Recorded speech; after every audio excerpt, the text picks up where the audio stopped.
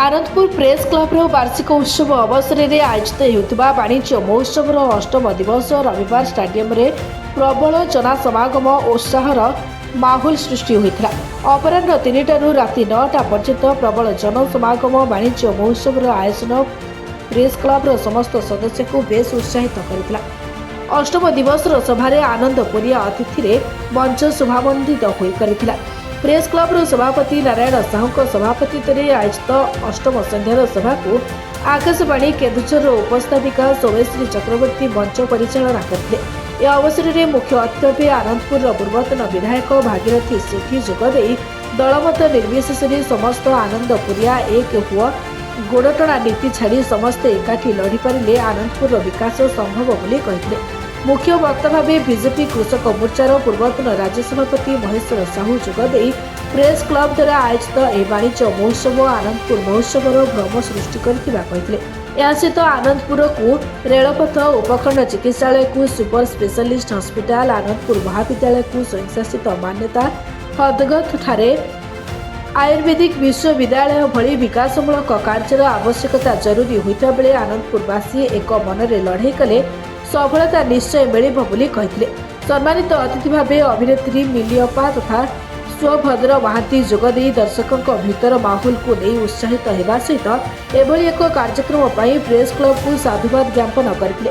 शेष में press club संपादक संतोष राउत धन्यवाद अर्पण पूर्वक सभा सांग करते।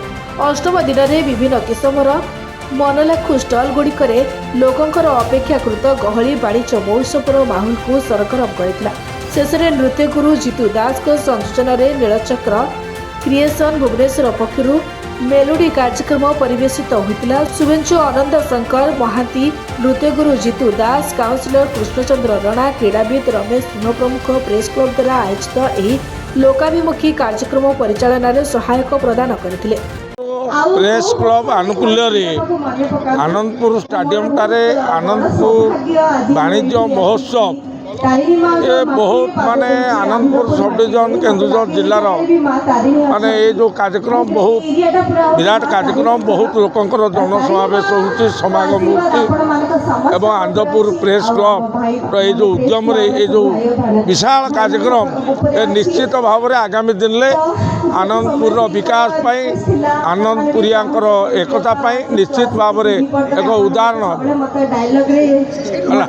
माटी की गोटे मेसेज करदेवी कारण मु विधायक थिबा समय आनंदपुर बलदेव जीव मंदिर रे लक्ष्मी माँ मंदिर टी एक प्रकार नष्ट होगा बसला तेणु से 25 लाख टंका अनुदान देती MLA रु गला से अनुदान कार्यकारी हो पारना। द्वितीय से जो मंदिर पाखर जो रास्ताटी अणौसरिया अच्छी बारंबार कहला से रास्ताटी आज पर्यंत हो पारना। तेणु आनंदपुर मेला ये जो वाणिज्य मेलार समस्त प्रेस काउंसिल सांबादिक भाई मन को मु धन्यवाद दूँ।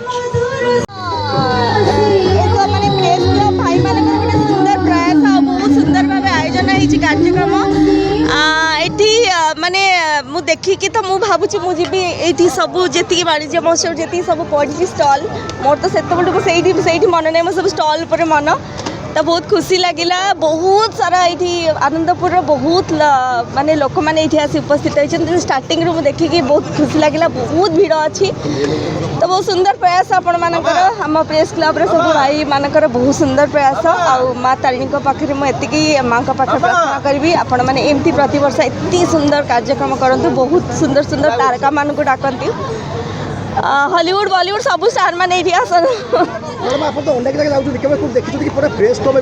मु आज पर्यंत कौन प्रेस क्लब माने सांबादिक भाई मानकर कौन आम जो कार्यक्रम को जाओ सांबादिक भाई माने आसती कि सांबादिक भाई माने मिसिकी गोटे एते सुंदर वाणिज्य महोत्सव ये अनुष्ठान माने आनंदपुर जोटा कि बहुत बड़ा महोत्सव वाणिज्य महोत्सव तो से माने बहुत सुंदर प्रयास बहुत सुंदर भावे भी कार्यक्रम कर। आनंदपुर घसीपुरा निर्मल चंद्र रावल रिपोर्ट निरपेक्ष।